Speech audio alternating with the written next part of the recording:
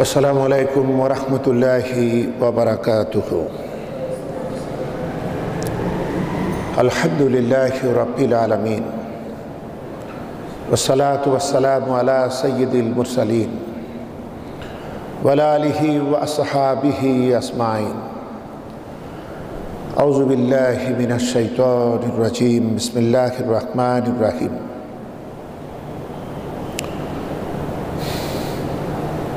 ইযিবতালা ইব্রাহিমা রাব্বুহু কালিমাতিন ফাতাম্মাহুন্না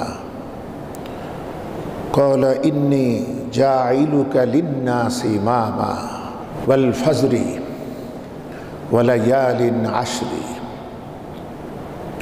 সম্মানিত সুপ্রিয় দিনী ভাইয়েরা এবং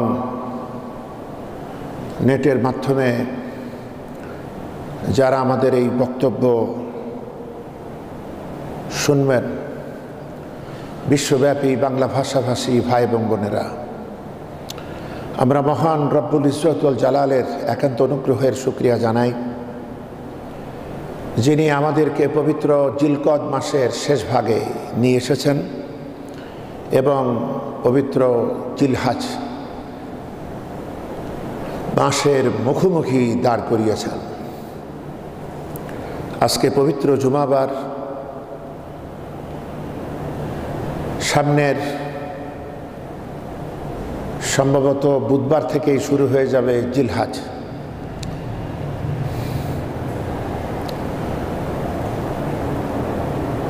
আমি আপনাদের সামনে ধারাবাহিকভাবে কোরআনে কারীমের মৌলিক তাফসীর পেশ করছিলাম।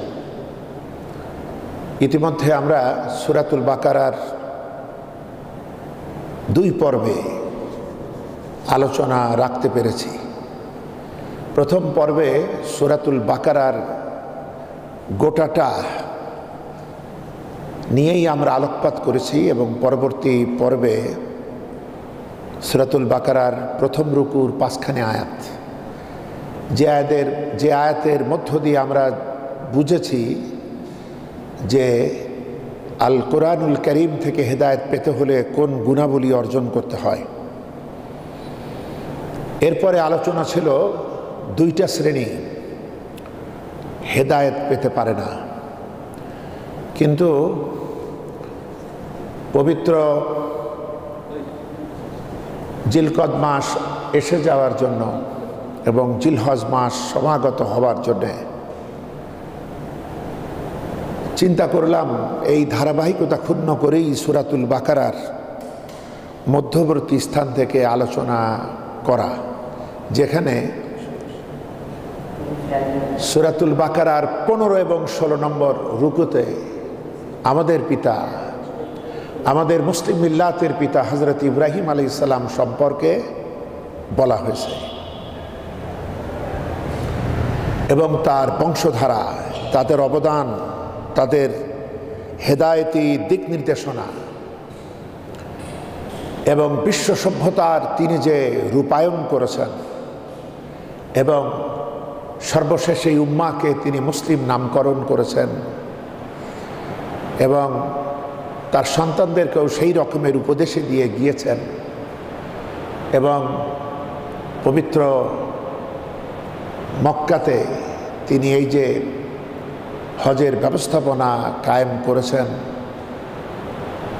রুকুকারীদের জন্য, সিজদাকারীদের জন্য, এবং এই শহরটাকে নিরাপত্তার শহর বানাবার জন্য দোয়া করেছেন এবং তিনি এই মুসলিম উম্মার কল্যাণে হেদায়েতের মূল মিনার মহানবী সাল্লাল্লাহু আলাইহি ওয়াসাল্লাম যেন তার বংশে ধারায় আসেন, এই উম্মার মধ্য থেকে, এই জাতির মধ্য থেকে, তার সন্তানদের বংশধারার মধ্য থেকে এই দোয়া তিনি করেছিলেন এবং তিনি হবেন এক মহান সংস্কারক। তিনি কিভাবে তাদেরকে কেতাবের মাধ্যমে সংস্কার করবেন তিনি এটা বলেছেন এবং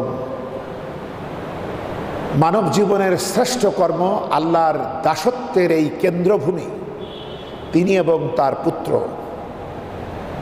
ইসমাইল আলাইহিস সালাম তারা নিজ হাতে গড়বার পর বিনয় বিনম্রতার সাথে রব্বুল আলমিনের কাছে ক্ষমা চেয়েছেন এবং বাপ বেটা দুজন মিলেই দোয়া করেছেন।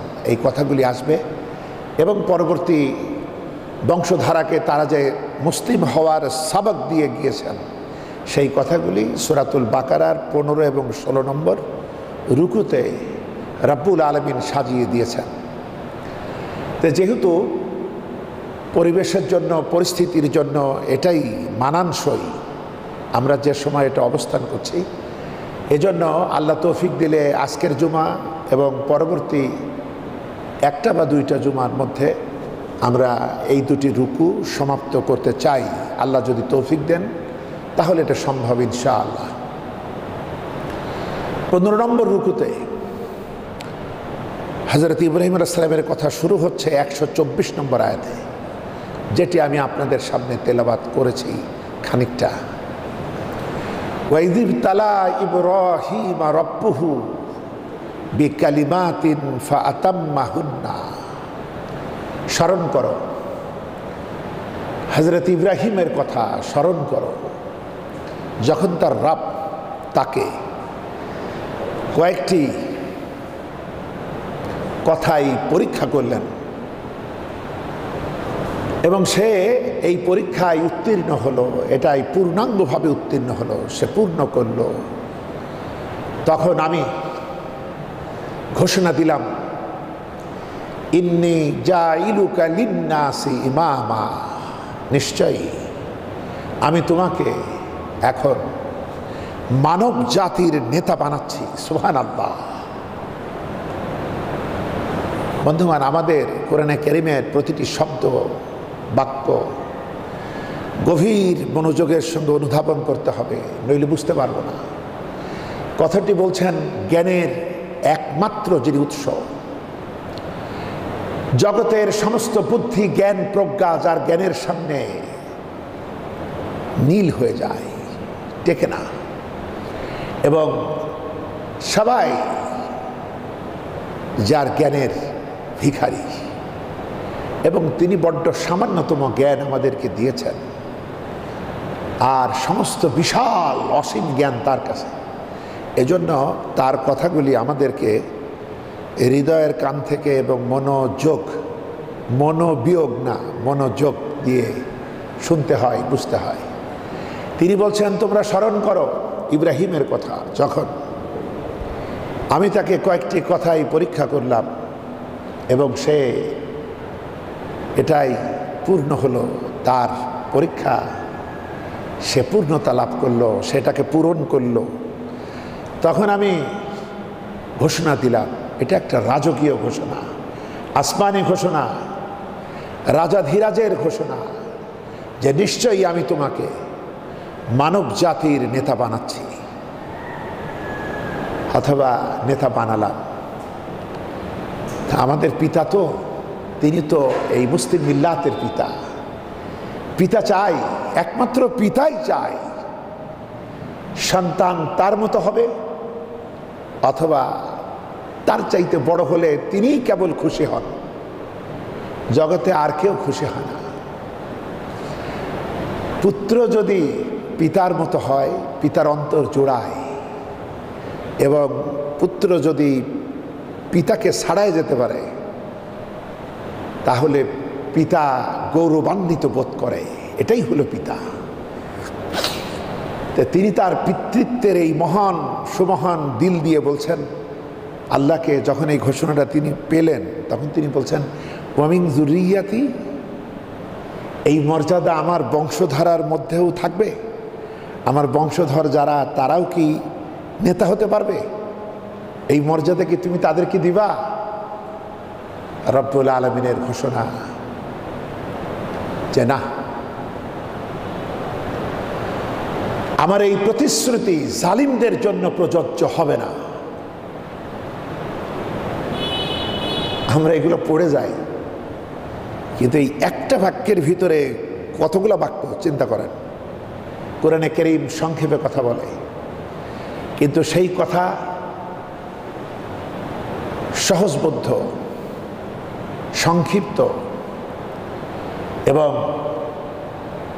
ব্যাপক, এটা একটা অসীম বাণী।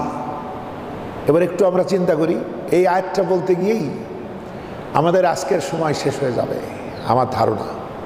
124 নম্বর আয়াত, যে যখন তাকে কি কি মনোরম সময়, কি বিরাট মানব ইতিহাসের গৌরবোজ্জ্বল সময়, স্রষ্টার পক্ষ থেকে ঘোষণা আসছে, তোমারে আমি মানব জাতির নেতা বানালাম। পরীক্ষার রেজাল্ট হয়ে গেল, আর পরীক্ষাগুলা কি ভয়াবহ ছিল। গোটা জগতের কেউ এরকম পরীক্ষার মুখোমুখি হয় নাই। প্রাগৈতিহাসিক এবং মানব ইতিহাসের সাক্ষী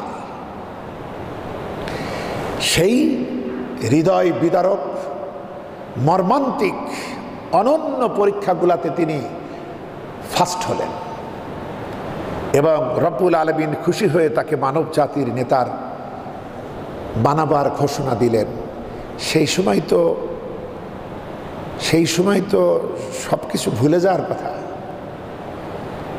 কিন্তু তিনি বলছেন কি, যে আমার বংশধারার লোকেরাও এরকম নেতা হবে, তাদের জন্য তোমার এইটা প্রযোজ্য। আল্লাহ বলছে না, আমার এই প্রতিশ্রুতি জালিমদের জন্য নয়।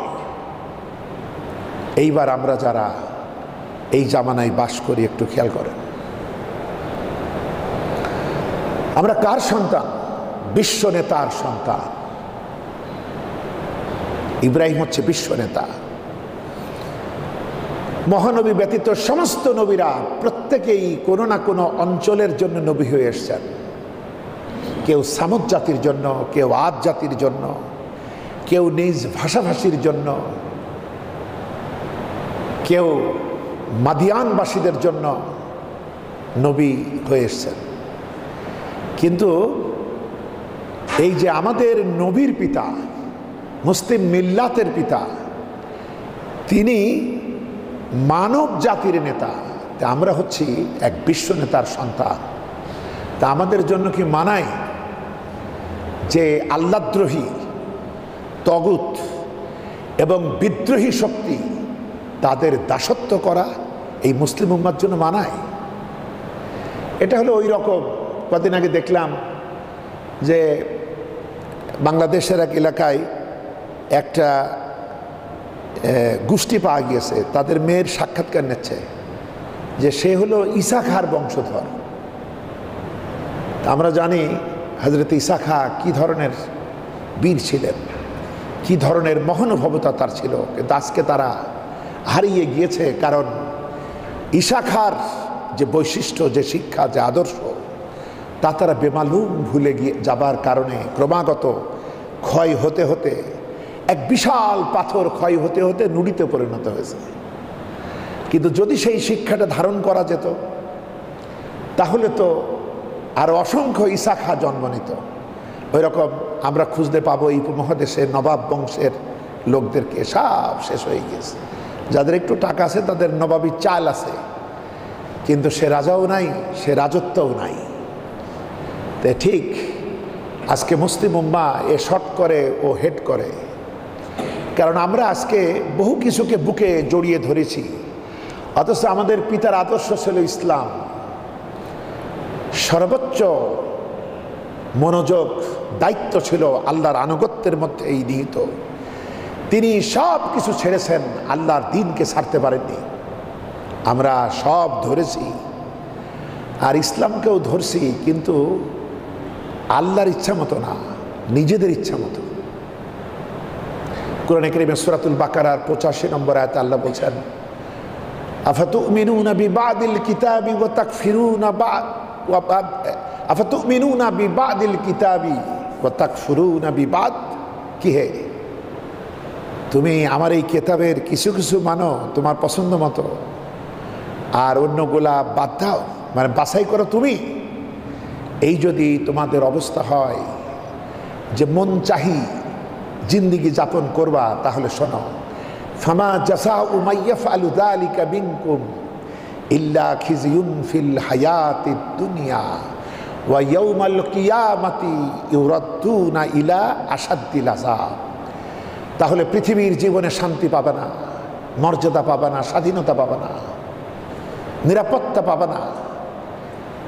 এই পৃথিবীতে হবে তোমাদের অপমানের জীবন, জিল্লতির জীবন, আর পরকালে আখিরাতে কঠিন শাস্তি তোমাদের জন্য আমি রেখে দিয়েছি।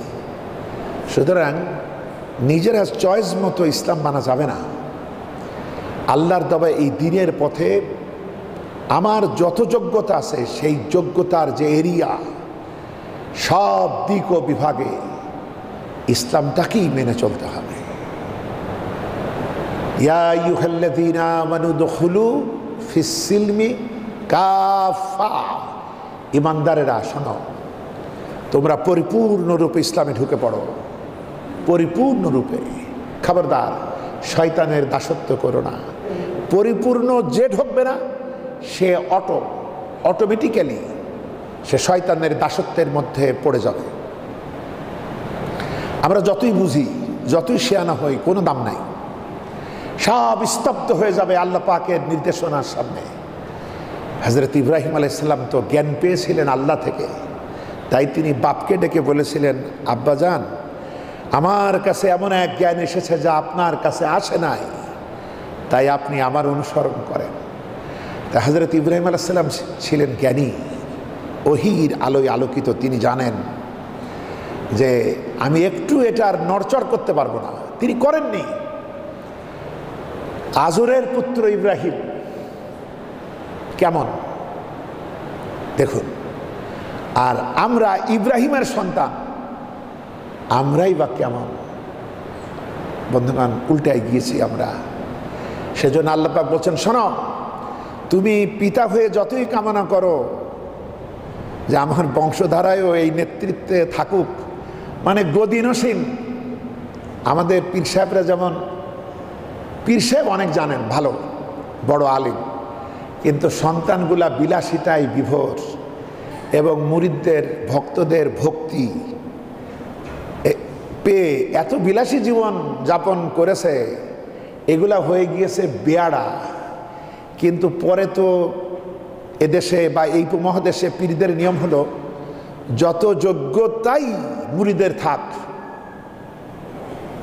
তিনি পীর সাহেবের গদিনসীন হতে পারবেন না। আর সন্তান যত মূর্খই হোক, তিনি বাপ কি করবে, পীর সাহেব তাকেই সাজায় টাজায় দিয়ে, আবু বকর উমর সাজায়, পীর সাহেব সাজায়, তাকে নিজের সিংহাসনে বসায় মুরিদদেরকে নসিহত করে তিনি বিদায় নেবেন। এইগুলা হবে না। তাই আল্লাহ বলছেন, আমার এই প্রতিশ্রুতি, এই ওয়াদা জালিমদের জন্য প্রযোজ্য হবে না। এটা প্রযোজ্য হলো শুধু আমরা দেখি হযরত ইসমাইলের জন্য, এটা প্রযোজ্য হলো হযরত ইসহাকের জন্য, হযরত ইয়াকুবের জন্য, হযরত ইউসুফের জন্য, হযরতে তার বংশধরা থেকে এলেন যারা, হযরত মুসা আলাইহিস সালাম, হযরত ঈসা আলাইহিস সালাম, এই সমস্ত নবী, এবং সর্বশেষ মুহাম্মদুর রাসূলুল্লাহ সাল্লাল্লাহু আলাইহি ওয়াসাল্লামের উপরে নেতৃত্বের আমানত রূপায়িত হলো। তো বন্ধুগণ, আমাদের এখানে রয়েছে বেশ কিছু গুরুত্ববহ শিক্ষা।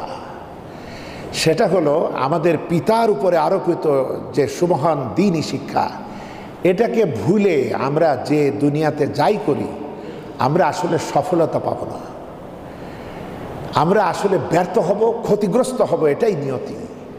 একসময় গিয়ে শেষে গিয়ে বুঝতে পারবো এবং মৃত্যুর মুখোমুখি হয়ে আরও বুঝব, কিন্তু সেদিন তওবা কোনো কাজেই আসবে না। বন্ধুগণ, তাহলে কি বুঝলাম? আমরা বিশ্বনেতার সন্তান, সুতরাং এই জমিনে নেতৃত্ব আমাদেরকে দিতে হবে। আমরা তার উত্তরাধিকার বহন করছি এবং এরপরে আর এক বিশ্বনবী, বিশ্বনেতা মুহাম্মদ সাল্লাল্লাহু আলাইহি ওয়াসাল্লাম, তার উত্তরাধিকার বহন করছি। এবং আমি সূরাতুল বাকারার তাফসিরে বলেছি যে এখানে কিবলা পরিবর্তন হয়েছে, মানে নেতৃত্ব বনি ইসরাইল থেকে চলে এসেছে বনি ইসমাইলের হাতে। অবশেষে হাজার হাজার বছরের পরিক্রমায় সর্বশেষ মুহাম্মদুর রাসূলুল্লাহ সাল্লাল্লাহু আলাইহি ওয়াসাল্লামের উপরে এই আমানত আসে এবং তার মাধ্যমে এই উম্মার উপরে এই আমানত যে বিশ্বব্যাপী সততা, ইনসাফ, সুবিচার কায়েম করবে, নেতৃত্ব দেবে এই ময়দানে এই মুসলমানেরা। আর জুলম, অবিচার, অভিশাপ, দুর্নীতি সব উৎখাত করে মানব বসবাসের উপযুক্ত করে গড়ে তুলবে এই ধরাধামকে। এই দায়িত্ব আমাদের, চোখ বুজে থেকে কোনো লাভ নাই, এটা আমাদের করতে হবে, ফাঁকি দেওয়ার সুযোগ নেই। যার যে যোগ্যতা আছে আন্তরিকভাবে, ঐক্যবদ্ধভাবে এই ভূমিকা রাখতে হবে। এবার আসুন পৃথিবীর দিকে তাকাই, এই জগৎ, এই রংচঙা, এই চোখ ঝলসানো পৃথিবীর দিকে তাকাই। পৃথিবীর মানুষ মূলত দুটি ভাগে বিভক্ত, এক ভাগ হচ্ছে নেতা, আর এক ভাগ হচ্ছে অনুসারী। এর ভিতরে রয়েছে সৎ নেতা, আল্লাহর আনুগত্যকারী নেতা, আর রয়েছে খোদাদ্রোহী, আল্লাহদ্রোহী নেতৃত্ব। আল্লাহর আনুগত্যকারী নেতা হচ্ছে নবীরা এবং নবীদের সাহাবারা এবং নবীর উম্মাতেরা, যারা তাদের আদর্শকে পুরোপুরি অনুসরণ করে মানব জাতির হক আদায় করেছেন। আর আল্লাহদ্রোহী নেতা হচ্ছে তগুত, যেটা আমরা জানি ফেরাউন, নমরুদ এবং তাদের সাঙ্গপাঙ্গ, এবং পরবর্তীতে এই ধারায় যে জালিমদেরকে আমরা দেখি, এরা সব অসৎ নেতৃত্ব। এ উম্মাহ কি করবে? বন্ধুগণ, দুটাই নেতা, দুটি দলই নেতা, কিন্তু নেতাদের দুই ভাগ। এক ভাগ হলো চরম বামে, আর একটা হলো চরম ডানে। এক দলের নেতৃত্বে এ উম্মাহ জান্নাতে যাবে, আরেক দল নেতাদের পিছনে চলে নেতাদের সাথেই এই উম্মার আরেক অংশ জাহান্নামে যাবে। এছাড়া রাস্তা নাই। কোরআনে কারিমে সূরাতুল আম্বিয়া ৭২-৭৩ নম্বর আয়াত আল্লাহ পাক বলছেন, আমি ইব্রাহিমকে দিলাম ইসহাক পুত্র হিসাবে, আর নাতি হিসাবে দিলাম ইয়াকুবকে, এবং এদেরকে বানালাম সৎকর্মপরায়ণ। এরা সব ছিল সৎ বান্দা, আর এদের প্রত্যেককে বানালাম নেতা। সুবহানাল্লাহ। ওয়াজআলনাহুম আইম্মাতান ইয়াদউনা ইলাল খায়র, ওয়াজআলনাহুম আইম্মাতান ইয়াদউনা ইলাল খায়র। আমি এদেরকে নেতা বানালাম, এরা মানবতাকে আমার নির্দেশ অনুসারে পথ দেখাতো, এবং এরা কি করত? আমার ওহীর নির্দেশ অনুসরণ করত, সালাত কায়েম করত, যাকাত আদায় করত, ওয়া কানু লানা আবিদিন, এবং এরা সবাই আমার বন্দেগী করত, এরা ছিল আমার বান্দা। দেখেন, এরা হলো সেই সৎ নেতৃত্ব। আর নেতাদের ভিতরে অসৎ নেতৃত্ব কারা? সূরাতুল কাসাস ৪১-৪২ নম্বর আয়াত, ওয়াজআলনাহুম আইম্মাতান ইয়াদউনা ইলান নার ওয়া ইয়াউমাল কিয়ামাতি লা ইউনসারুন ওয়া আতবা'নাহুম ফি হাযিহিদ দুনিয়া লা'না ওয়া ইয়াউমাল কিয়ামাতি হুম মিনাল মাকবুহিন। আল্লাহ পাক এখানে সূরা কাসাসের মধ্যে ফেরাউনের কথা উল্লেখ করেছেন, করে তার সাঙ্গপাঙ্গদের পরিণাম দেখিয়ে বলছেন, আমি এদেরকে নেতা বানালাম, ওদেরকেও নেতা বানাইছিলাম। ওরা মানবতাকে আগুনের দিকে, জাহান্নামের আগুনের দিকে পথ দেখাতো। ওয়াজআলনাহুম আইম্মাতান ইয়াদউনা ইলান নার ওয়া ইয়াউমাল কিয়ামাতি লা ইউনসারুন। কিয়ামতের দিন তারা কোনোভাবেই সাহায্য পাবে না। ওয়া আতবা'নাহুম ফি হাযিহিদ দুনিয়া লা'না, দুনিয়ার বুকে ওদের পিছনে আমি দিয়েছি অভিসম্পাত। অর্থাৎ এই আল্লাহদ্রোহী নেতাদের পিছনে যারা চলে, এই নেতাদের পিছনে লেগে থাকে অভিশাপ আল্লাহর। তার মানে অনুসারীরা এই নেতাদের পিছনে চলতে গিয়ে অভিশাপের উত্তরাধিকার হয়ে যায়। ওয়াজআলনাহুম আইম্মাতান ইয়াদউনা ইলান নার ওয়া ইয়াউমাল কিয়ামাতি লা ইউনসারুন ওয়া আতবা'নাহুম ফি হাযিহিদ দুনিয়া লা'না ওয়া ইয়াউমাল কিয়ামাতি হুম মিনাল মাকবুহিন। এবং কিয়ামতের দিন তারা হবে সর্বশান্ত, সব সর্বহারা, সব থেকে ক্ষতিগ্রস্ত এরা হবে। কি নেকামল করবেন আপনি? কাদের পিছনে চলি আমরা? বন্ধুগণ, ইসলামপন্থীরা যারা ইসলামকে প্রকৃত ভালোবাসে তারা সূরা আম্বিয়ার এই ৭২-৭৩ নম্বর আয়াত থেকেই বলে থাকে যে, অর্থাৎ আল্লাহ ভীরু সৎ লোকেরা নেতৃত্ব দেবে, সৎ লোকের শাসন কায়েম হবে, আল্লাহর অনুগত লোকদের নেতৃত্ব কায়েম হবে। এরা নেতা, আবার ওরাও নেতা। আচ্ছা, এখন ওয়াজআলনাহুম সুবহানাল্লাহ ওয়াজআলনাহুম ইম্মাতাই ওয়াজআলনাহুম উম্মাতাই ইয়াহদুনা বিআমরিনা ওয়া আওহাইনা ইলাইহিম ফিলাল খায়রাত ওয়া ইকামাস সালাতা ওয়া ইতাআস যাকা ওয়া কানু লানা আবিদিন। নবীরা নেতা কি হয়? এরা মানবতাকে আল্লাহর দিকে ডাকে, আল্লাহর ওহীর নির্দেশ অনুযায়ী মানবতার নেতৃত্ব দেয়, সালাত কায়েম করে, যাকাত আদায় করে, এবং এরা সবাই আল্লাহর বান্দা, আর ওরা বিদ্রোহী। এখন আমরা কি করব? সূরা কাহাফ বড় ফজিলতের সূরা। এখানে কি বলছে জানেন? সূরা কাহাফের ২৮ নম্বর আয়াত, ওয়ালা তুতি মান আগফালনা কলবাহু আন যিকরিনা ওয়াত্তাবা হাওয়াহু ওয়া কানা আমরুহু ফুরুতা। যাদের দিল আমার স্মরণ শূন্য, যাদের চিন্তা চেতনায় আমার জিকির নাই, স্মরণ নাই, যারা নিজেদের নফসের কামনা বাসনার অনুসারী, মন যা বলে মন গড়া চলে, সেই নেতৃত্বই দেয়, এটাই তাদের সংবিধান, যা তাদের মন চায়, এবং আমার শরিয়া, আমার কোরআন, আমার বিধানের সীমা লঙ্ঘনকারী, খবরদার তোমরা তাদের নেতৃত্ব মানো না। বন্ধুগণ, আমরা রসুলের সুন্নাহর অনুসারী বলি। দেখেন আল্লাহ কি বলছে, আমরা কি করে কি করছি। সূরা কাহাফ ২৮ নম্বর আয়াত, ওয়ালা তুতি মান আগফালনা কলবাহু আন যিকরিনা ওয়াত্তাবা হাওয়াহু ওয়া কানা আমরুহু ফুরুতা। যার দিল দেমাগে আমার স্মরণ নাই, যে নিজের নফসের অনুসারী, আর যে আমার আইনের সীমা লঙ্ঘনকারী, এদের নেতৃত্ব মানো না। সূরা শুআরা ১৫১-১৫২ নম্বর আয়াত, আল্লাহ পাক বলছেন, ওয়ালা তুতিউ আমরাল মুসরিফিন আল্লাযীনা ইউফসিদুনা ফিল আরদ। যারা এই জমিনে বিপর্যয় সৃষ্টি করে, অশান্তি সৃষ্টি করে, যে নেতারা, এবং সমাজ সংশোধনের কাজ করে না, তোমরা কিছুতেই তাদের নেতৃত্ব মেনো না। আচ্ছা, আমরা কি করছি? বন্ধুগণ, আল্লাহ আরো বলছেন, এই জালিমেরা যখন নেতৃত্ব দেয়, এই ইব্রাহিম বংশের জালিমেরা। আচ্ছা, সূরাতুন নামল এর ভিতরে দেখেন ৩৪ নম্বর আয়াত,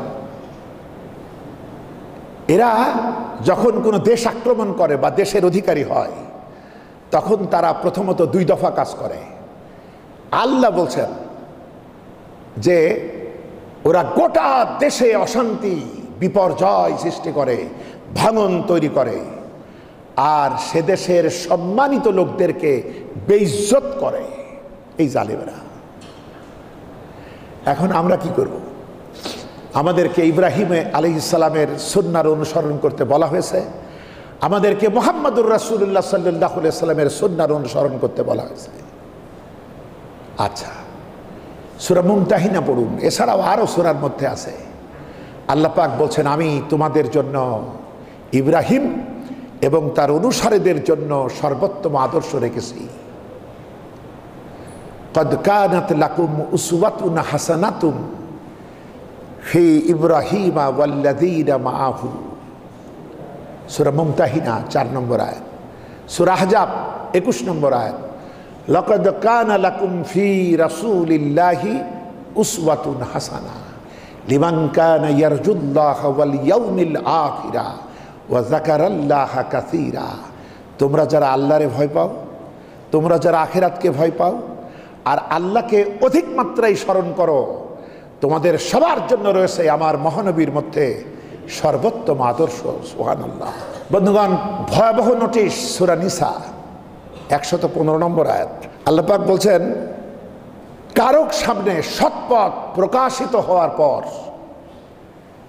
সে যদি আমার রাসূলের বিরুদ্ধাচরণ করে আর মুমিনদের পথ বাদ দিয়ে অন্য কোনো আদর্শের অনুসারী হতে চায়, তাহলে সে যেদিকে ফিরে যেতে চায় আমি তাকে সেদিকেই ফিরাইয়া দেব এবং তাকে জাহান্নামে দগ্ধ করব, পোড়াবো। এটা বড় নিকৃষ্ট ঠিকানা। আল্লাহ আমাদেরকে রক্ষা করুন, আমরা বলি আমিন। মুক্তির উপায় কি? 7 নম্বর সূরা, সূরাতুল আরাফ 157 নম্বর আয়াত। ফাল্লাযীনা আমানু বিহি ওয়াযহারুহু ওয়া নাসারুহু ওয়াত্তাবাউন নূরাল্লাযী উনজিলা মাআহু উলাইকা হুমুল মুফলিহুন। যারা আমার এই রাসূলের প্রতি ঈমান রাখে, ঈমান আনে, আমার রাসূলকে যারা সম্মান করে, আমার রাসূলকে যারা সহযোগিতা করে এবং তার সাথে যে নূর অবতীর্ণ হয়েছে আল কোরআন, এটাকে যারা মেনে চলে, কেবলমাত্র ওরাই সফল। বলেন আলহামদুলিল্লাহ। তাহলে কি করতে হবে দেখেন বন্ধুগণ, মুহাম্মদ সাল্লাল্লাহু আলাইহি ওয়াসাল্লামের পর আর কোনো নেতা নাই, সব অনুসারী। মুহাম্মদ সাল্লাল্লাহু আলাইহি ওয়াসাল্লামের উপর আল্লাহ প্রদত্ত ফাইনাল সংবিধান আল কোরআন নাজিলের পর আর কোন সংবিধান মুসলমানদের সামনে অচল, কোনটাই মুসলমান মানতে পারে না। এটা জায়েজ না, বাতিল। কারণ রাসূলের নেতৃত্ব যেমন কিয়ামত পর্যন্ত, কোরআন নামক সংবিধানের প্রভাব, অকাট্য প্রভাব, চিরন্তন প্রভাব কিয়ামত পর্যন্ত। এর মাঝখানে যারাই কিছু করতে আসবে তারা টোটালি ফেরাউনি নেতৃত্ব, নমরুদি নেতৃত্ব। এবার চয়েস আমার আপনার, আমরা কোন দিকে চলব। কোরআনে কারীমে সূরাতুশ শুআরা পড়ুন। এখানে আল্লাহ পাক 6ষ্ঠ রুকু, 7ম রুকু, 6ষ্ঠ, 7ম, 8ম, 9ম, 10ম 5টি রুকু। একটু সময় নিয়ে পড়েন, দেখবেন নবীদের সাথে আঞ্চলিক নেতাদের যারা চেয়ার পাইতে চাইতো, ওই ভালো লোকগুলো, তাদের জন্য সমস্যা। এটা আমার দেশেও আমরা দেখছি যে যারা দেশের ভালো চায়, মতলববাজ কিছু লোকের জন্য তারা চিরকালীন সমস্যা। কি করে তাদেরকে ডিস্টার্ব করে এ জাতির খেদমত থেকে সরানো যায়, এটা প্রতিদিনই এ খবর আসছে। বন্ধুগণ, আমরা দোয়া করি প্রকৃতপক্ষে যারা এই দেশকে, এই দেশবাসীকে, মানবতাকে ভালোবাসেন এবং যাদের সেই যোগ্যতা আছে, আল্লাহ যেন এই জাতিকে তাদের সুনেতৃত্ব থেকে যেন মাহরুম না করেন, আমরা বলি আমিন। সূরা শুআরা এই 5টা রুকু, 6ষ্ঠ, 7ম, 8ম, 9ম, 10ম, এই 5টা রুকুতে আল্লাহ 5 জন নবীর কথা এনেছেন। হযরতে নূহ আলাইহিস সালাম, হযরতে হুদ আলাইহিস সালাম, হযরতে সালেহ আলাইহিস সালাম, হযরতে লূত আলাইহিস সালাম এবং হযরতে শুআয়ব আলাইহিস সালাম। আমি একেবারে পরপর ধারা অনুযায়ী বর্ণনা দিছি। 6ষ্ঠ, 7ম, 8ম, 9ম, 10ম। 6ষ্ঠ রুকুতে নূহ, 7ম রুকুতে হুদ, 8ম রুকুতে সালেহ, 9ম রুকুতে লূত এবং 10ম রুকুতে শুআয়ব আলাইহিমুস সালাম। এবং তাদের সাথে যে নেতাদের ফাইট হচ্ছিল, কথাবার্তা, বিতর্ক হচ্ছিল, এই বিতর্কের বর্ণনা দিয়ে সমস্ত নবীরা কনক্লুশন টেনেছেন, রায় দিয়েছেন নবীরা, ফাত্তাকুল্লাহা ওয়া আতিউন। এই 5 জন নবী একই অক্ষরে, একই শব্দে, একই বাক্যে কথা বলেছেন, অথচ এক একজনের সাথে কারোর সাথে কারো দেখা হয় নাই। কথার তো মিল কেন? কারণ এরা তো নিজের নফস থেকে কথা বলে না, মাথা খাটিয়ে কথা বলে না। এদের কথা আসে একটা অফিস থেকে, সেটা আল্লাহ পাকের অফিস থেকে। যেজন্য নবীদের কথার ভিতরে কোনো গরমিল থাকে না। আর দার্শনিক, দুনিয়াবী নেতা, দুনিয়ার বিজ্ঞানীরা তাদের কথায় অসংখ্য মতভেদ গরমিল, কারণ এগুলো আসে মাথা থেকে, নফস থেকে, দিল থেকে, সুবিধাবাদ জিন্দাবাদ থেকে। কিন্তু এদের কথা দেখবেন আপনি অবাক হবেন। এই 5টা রুকুর ভিতরে খোঁজ দেন, 108 নম্বর আয়াত, 110 নম্বর আয়াত, 126 নম্বর আয়াত, 131 নম্বর আয়াত, 144 নম্বর আয়াত, 150 নম্বর আয়াত, 163 নম্বর আয়াত, 179 নম্বর আয়াত। এই এতগুলি নবীর একই কথা, ফাইনাল সলিউশন, ফাত্তাকুল্লাহা ওয়া আতিউন, হে জাতি আল্লাহরে ভয় করো, আল্লাহর ব্যাপারে তাকওয়া অবলম্বন করো, তার ব্যাপারে সতর্ক হও, আর অনুসরণ আমার নেতৃত্ব মানো। নবীরা বলেছেন এইগুলার পেছনে চলো না, আমার পিছনে চলো। এই 5 জন নবীরই অকাট্য রায় আল্লাহর পক্ষ থেকে। মুসলিম উম্মাহ ফাইনা তাযহাবুন, এগুলা বাদ দিয়ে আমরা কোথায় চলছি, কোথায় মুক্তির গ্যারান্টি আমরা খুঁজছি?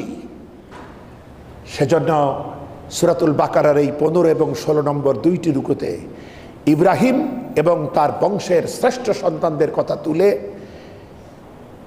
বিশ্বব্যাপী উম্মাহকে পথ দেখানো হয়েছে। এই 2টি রুকুই খুবই গুরুত্বপূর্ণ। আগামী জুমায় আপনারাও একটু মেহেরবানি করে পড়ে আসবেন, তাহলে সহজে ধরতে পারবেন। যত সহজ করি তত সময় লাগে, কিন্তু যদি আমাদের সবার পড়া থাকে তাহলে আমাদের জন্য সহজ হয়। তা আল্লাহ পাক, আমি আজকে 15 রুকুর 124 নম্বর আয়াতের ব্যাখ্যা পেশ করলাম, যেখানে আল্লাহ বলছেন স্মরণ করো ইব্রাহিমের কথা, আমি তাকে কিছু কথা দিয়ে পরীক্ষা করলাম এবং সেটা সে পূর্ণ করল। এরপর আমি ঘোষণা দিলাম, ইব্রাহিম তোমারে আমি মানব জাতির নেতা বানাচ্ছি। পিতা ইব্রাহিম বলছে আমার বংশের মধ্য থেকেও, আমার বংশের জন্য তোমার এই ওয়াদা? আল্লাহ বলছে না, যারা জালিম তাদের ব্যাপারে আমার এই ওয়াদা প্রযোজ্য নয়। সুতরাং আমাদেরকে সাবধান হতে হবে এই উম্মার জালিমদের থেকে। এবার আসুন, আমি আরেকখানে আয়াত, 2টা আয়াত তেলাওয়াত করেছিলাম শুরুতে, সূরাতুল ফাজরের 1 এবং 2, ওয়াল ফাজরি ওয়ালা ইয়ালিন আশরি। কোরআনে কারীমের 89 নম্বর সূরা, সাজানোর দিক থেকে, কোরআনে কারীম সাজানোর দিক থেকে এটা 89 নম্বর সূরা, কিন্তু নাজিলের দিক থেকে 10 নম্বর সূরা। সুবহানাল্লাহ, সুবহানাল্লাহ। কেন? আল্লাহ পাক প্রথম আয়াতে ফজরের কসম করেছেন। যখন ফজরের সময় সাদা শুভ্র আলো ছড়িয়ে পড়ে, প্রকৃতিকে আলোকিত করে তোলে এক স্নিগ্ধ আলোয়, সেই ছড়ানো আলোর কসম করে আল্লাহ বলছেন ওয়ালা ইয়ালিন আশরি, আমি আরো কসম করছি 10 রজনীর, 10 রাতের কসম করছি। এই 10 রাত মানে 10 দিন রাত। এই যে দিন আসছে সামনে, পবিত্র জিলহজের প্রথম 10 দিন। আমি এটা আজ কেন বলছি? যেহেতু আগামী জুমা আসতে আসতেই কয়েকটা দিন আমরা অতিক্রম করে ফেলব, এজন্য পূর্ব সতর্কতার জন্য 2টি হাদিস আমি আপনাদের শোনাবো। একটি হচ্ছে সহিহ আল বুখারীর 969 নম্বর হাদিসটা, আর সহিহ আল মুসলিমের 1162 নম্বর হাদিস। খেয়াল করি আমরা, আল্লাহ পাক সূরাতুল ফজরের এই যে ফজর নাম, এর নাম দিয়ে প্রথম আয়াতে কসম করলেন, এরপর দ্বিতীয় আয়াতে ওই 10 দিন রাতের কসম করলেন। এই কসমের মাধ্যমে জিলহজের প্রথম 10 দিনের মহামূল্যমান তিনি আমাদের সামনে তুলে ধরলেন। সুবহানাল্লাহ, দামটা বাড়াই দিলেন। কারণ এই 10 দিনের যে কোনো নেক আমল সারা বছরের যে কোনো নেক আমলের চাইতে সর্বোত্তম, বলেন সুবহানাল্লাহ। বন্ধুগণ, এখন নবীজি যখন বলছেন যে এই 10 দিনের ইবাদত সারা বছরের যে কোনো দিনের চাইতে সর্বোত্তম, তখন এক সাহাবী বলছে, হুজুর এই 10 দিনের নেক আমল কি জিহাদের চাইতেও ভালো? কিছু দুর্বল লোক তো থাকেই, তারা সবসময় চিন্তা করে জিহাদ থেকে বাঁচা যায় কিনা, তো অন্যভাবে যদি আমলটা পুড়িয়ে দেওয়া যায়। তো সুতরাং তিনি বলছেন এটা কি জিহাদের চাইতেও ভালো? মহানবী বলছেন হ্যাঁ ভালো, তবে যে ব্যক্তি তার জানটা আর মালগুলা নিয়ে আল্লাহর পথে বেরিয়ে পড়ল এবং এক সময় সে সব আল্লাহর রাস্তায় কুরবানি করে দিল, আর ফিরে এলো না। তার সাথে এটা মিলবে না। সুবহানাল্লাহ। কারণ ওই জিহাদটাই সবার চাইতে সেরা। বলেন সুবহানাল্লাহ। যাক, তারপরও আমরা বুঝলাম যে 10 দিনের নেকামল সারা বছরের নেকামলের মধ্যে সেরা। আর এই নেকামল কি দিয়ে করব? প্রথমত ময়লা সাফ করি, যে ভুলগুলো হয়েছে আল্লাহর কাছে বারবার ক্ষমা চাই, চোখের পানি ফেলে কাঁদি, ভুলে ভরা মানবতার জীবন, তওবা করি। আর কোনো ভুল কোনো গুনাহ যদি মানুষের সাথে সম্পর্কিত হয় তাহলে আল্লাহর কাছে ক্ষমা নেওয়ার সময় বা তার আগেই সেই ব্যক্তি থেকেও ক্ষমা নেওয়ার জন্য আমরা সচেষ্ট থাকি। কারণ মানুষের হক মানুষ ক্ষমা না করলে আল্লাহ ক্ষমা না করে অপেক্ষায় থাকেন। সুতরাং মানুষের হকের ব্যাপারে মানুষের কাছে মাফ চাই, আর যেটা আল্লাহর সাথে ব্যাপার সে ব্যাপারে আল্লাহ যথেষ্ট, তার কাছে ক্ষমা চাইলেই হবে। এভাবে নিজেকে আগে পরিচ্ছন্ন করি, এরপরে জিকির করি, আল্লাহর বড়ত্ব বর্ণনা করি, তার তাসবিহ, তার তাহমিদ, তার তাকবীর, এই সমস্ত সুবহানাল্লাহ, আলহামদুলিল্লাহ, লা ইলাহা ইল্লাল্লাহ, আল্লাহু আকবার, হাদিসে বর্ণিত জিকিরগুলা করি, কোরআন তেলাওয়াত বেশি করে করি, মানুষের কল্যাণে বেশি বেশি কাজ করি। কোনো এতিম আত্মীয় স্বজন, আত্মীয়দের ভিতরে অনেক অসুস্থ আছে, আজ আমি ব্যস্ততার জন্য খোঁজ দিতে পারি না, একটু মেহেরবানি করে খোঁজ নেই, একটু বেড়াতে যাই, একটু খোঁজ নেই। শুধু বেছে বেছে বড় লোক আত্মীয়র বাড়ি না গিয়ে এই গরিব দুস্থ আত্মীয়দের বাড়ি গিয়ে সেই এতিম, কোনো শিক্ষার্থী, কোনো অসুস্থ, কোনো বৃদ্ধ বৃদ্ধা, কোনো অবহেলিত সন্তানের মা বাপ, এদের জন্য আমরা কিছু করার চেষ্টা করি এই 10 দিনে, তাহলে সারা বছরে যা করব তার থেকে অনেক গুণে বেশি ফায়দা হবে। আচ্ছা, আর কি করতে পারি? নিজেদের ভিতরে ভ্রাতৃত্বের বিকাশ করে, নিজের অহংকার যা আমার তওবার জন্য ক্ষতিকর, হিংসা করা, অন্যের হক নষ্ট করা, এ থেকে আমরা ফিরে থাকার জন্য আপ্রাণ চেষ্টা করি। ভালো ভালো কথা মানুষকে শোনাই, নিজেও সেটা আমল করি। আচ্ছা, এরপরে এই 10 রাতে আরেকটা নতুন অভ্যাস করতে পারি, যে অভ্যাসটা আমরা মাত্র কদিন আগে হারাইছি অনেকেই, সবাই না। সেটা হলো মাহে রমাদানে আমরা তাহাজ্জুদ পড়তাম, মাঝখানে আবার অনেকেরই একটু বিরতি হয়ে গেছে। 2 রাকাত হলেও, যারা রাত 12টার পরে ঘুমান, যদিও এটা সঠিক না, তারপরও আমাদের অনেককেই জাগতে হয়, তারা যদি ওই 12টা হয়ে গেলেই আমরা 2 রাকাত তাহাজ্জুদ পড়তে পারি। কারণ তাদের জন্য শেষ রাতে ওঠা বড় কষ্ট, তাদের জন্য ফজরের আজান হলেই ওঠা সহজ। তারা ইচ্ছা করলে ওই সময় 2 রাকাত হলেও তাহাজ্জুদ পড়ি, আল্লাহর কাছে ক্ষমা চাই। কারণ রাতের ক্ষমা, রাতের ইবাদত, রাতের কান্না সব থেকে বেশি কাজে লাগে। আর এই সব দিনের রোজাগুলো তো ফজিলতপূর্ণ। তবে সহিহ আল মুসলিমের 1162 নম্বর হাদিসে বলা হচ্ছে যে আরাফার দিনের রোজা, আরাফার দিন কবে? 9 জিলহজ।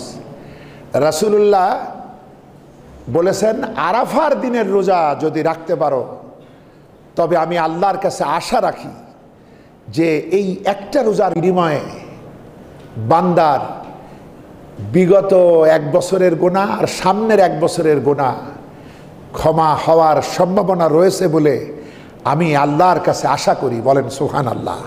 তো বিষয় হলো, এতেও বুঝলাম কত ফজিলতপূর্ণ বিষয়। কিন্তু আমাদের এই যে ভৌগোলিক কারণে এবং আমাদের এই যে রাজনৈতিক কারণে টুকরা টুকরা পৃথিবী, এই কারণে যদি আমরা একটু খেয়াল রাখি এই গ্লোবাল ভিলেজে, এই পৃথিবীতে, তাহলে আমরা কিন্তু প্রকৃত আরাফার দিনের পরের দিন রোজা করি। অর্থাৎ আরব দেশে যেদিন ঈদ ওই দিন আমরা রোজা করি, ওই দিন হলো নিষিদ্ধ। রাসূলুল্লাহ বলেনি যে 9 জিলহজ রোজা করো, রাসূলুল্লাহ বলেছেন আরাফার দিনের রোজা। সুতরাং আপনাদের খবর নিতে হবে, আত্মীয়দের যারা গিয়েছে হজে তারাও তো বলতে পারে যে আজ আমরা আরাফার মাঠে। আবার রেডিও টিভি খুললেও, ইন্টারনেট দেখলেও বুঝবেন আরাফার দিন কবে। রোজাটা হতে হবে ওই দিন, কিন্তু আমরা যে আমাদের ক্যালেন্ডার অনুযায়ী পরের দিন করি, ওই দিন হলো আসলে ঈদুল আজহা ওদের। তো ওদের আর আমাদের কোনো পার্থক্য নাই, পার্থক্য হয়েছে এই টুকরা টুকরা হওয়ার কারণে। কিন্তু কেন্দ্রীয় খেলাফত ব্যবস্থা যদি থাকতো, আজকে যেভাবে শুরু হয়েছিল মুনাফিক এবং ইহুদিবাদীদের ষড়যন্ত্রে, এটা যদি নষ্ট না হতো, অথবা আমরাও যদি ফিরিয়ে আনতে পারতাম, তাহলে ওই একই কেন্দ্র থেকে ঘোষণা হতো আজ আরাফার দিন, আজকে মাহে রমাদান, আজকে জিলহজ, আজ ঈদ, চাঁদ দেখা গিয়েছে, সব ওই একই দিনে হতো, মুসলিম উম্মাহ এক থাকতো। এটা আমাদের শেষ জামানার এই দুর্ভাগ্য। এ দুর্ভাগ্য চলে যাবে ইমাম মাহদি আলাইহিস সালাম তিনি পৃথিবীতে আসলে তিনি তো আসলে এসে নামাজ রোজার বায়াত নেবেন না, তিনি জিহাদের বায়াত নেবেন এবং তিনি বাতিলকে উৎখাতের জন্য এক মহা সমরে জিহাদে তিনি অবতীর্ণ হবেন। তো সেই পর্যন্ত আমরা আমাদের মেধাকে কাজে লাগাই যাতে আমরা এইগুলো একটু বুঝে চলি।